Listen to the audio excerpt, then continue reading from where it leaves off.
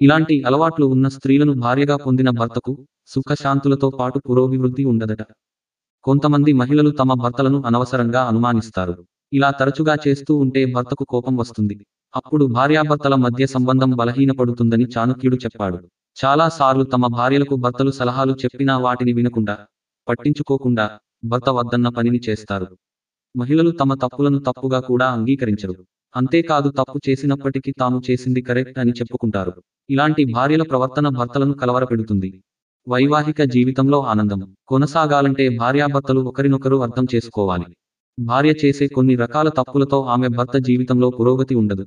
కనుక భార్యాభర్తల మధ్య సత్సంబంధాలు నెలకొనాలంటే భార్యలు తమ అలవాట్లలో కొన్నింటిని మెరుగుపరచుకోవాలి. సంతోషకరమైన వైవాహిక జీవితం కోసం భార్యాభర్తలు ఒకరినొకరు అర్థం చేసుకోవడం చాలా ముఖ్యమని ఆచార్య చాణక్య చెప్పారు. చాలా సార్లు భార్యలు కొన్ని రకాల తప్పులు చేస్తారు. అప్పుడు భర్తలకు కోపం వస్తుంది. అంతేకాదు మనసులో విచారం చోటు చేసుకుంటుంది. కొంతమంది మహిళలు తమ భర్తలను అనవసరంగా అనుమానిస్తారు. ఇలా తరచుగా చేస్తూ ఉంటే భర్తకు కోపం వస్తుంది. అప్పుడు భార్యాభర్తల మధ్య సంబంధం బలహీనపడుతుందని చాణక్యుడు చెప్పాడు.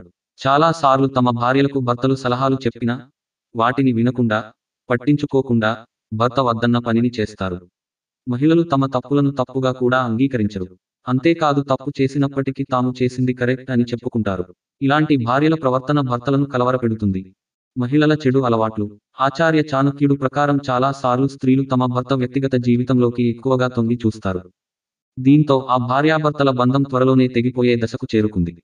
భర్త మానసిక స్థితి, వాతావరణం రెండింటినీ గమనించి అనంతరం భర్తను హాయిగా అడగండి.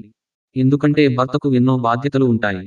పురాణాల శాస్త్రాల ప్రకారం స్త్రీలు ఉదయం ఆలస్యంగా నిద్రపోవడం, పడుకోవడం లేదా సాయంత్రం సూర్యాస్తమయం అయిన వెంటనే నిద్రపోవడం ఇంట్లో పేదరికాన్ని ఆహ్వానిస్తున్నట్లే. చాలా మంది స్త్రీలు ఆహారాన్ని ఎక్కువగా తయారు చేసి దానిని తిరిగి ఉపయోగించడం చేస్తారు. ఇలా చేయడం పురాణ గ్రంథాలలో మంచిదిగా పరిగణించబడలేదు. ఇలా చేయడం వల్ల ఇంట్లోని సుఖ సంతోషాలు పోతాయి. గురువారం, ఏకాదశి, అమావాస్య రోజున స్త్రీలు తలస్నానం చేయడం అశుభమని శాస్త్రాలలో చెప్పబడింది. ఇలా చేయడం వల్ల గౌరవం పోతుంది. స్త్రీలు ముందుగా ఉదయాన్నే నిద్రలేచి ఇంటిని శుభ్రం చేసి స్నానం చేసి పూజ చేయాలి. ఇలా చేయకపోతే లక్ష్మీదేవికి ఆగ్రహం వస్తుంది. రాత్రి నిద్రపోయే ముందు మురికి పాత్రలను శుభ్రం చేయాలి. తెల్లవారుజామున లక్ష్మీదేవి ఇంట్లో నివసిస్తుందని, ఇంట్లోని ధూళిని చూసి ఆమె కోపించి వెనుదిరుగుతుందని నమ్ముతారు. భర్తను దూషించే భార్య స్త్రీలు స్వతహాగా ఎన్నో విషయాలను ఆలోచిస్తారు. ఒక్కొక్కసారి తమ భర్తను తిట్టడంలో వెనుకంజ వేయరు. భార్య చేసిన పనిని మనసుకు తీసుకోకపోయినా ఒక్కొక్కసారి భార్య చేసే పనుల వలన భర్తకు ఖచ్చితంగా చిరాకు వస్తుంది. అదే సమయంలో భర్త పొరపాటున ఏదైనా మరచిపోతే కొంతమంది మహిళలు తరచుగా తమ భర్తను వెక్కిరించడం ప్రారంభిస్తారు. ఇలా చేయడం వలన భార్య మీద భర్తకు చెప్పలేని ఆగ్రహం వస్తుంది. I know you too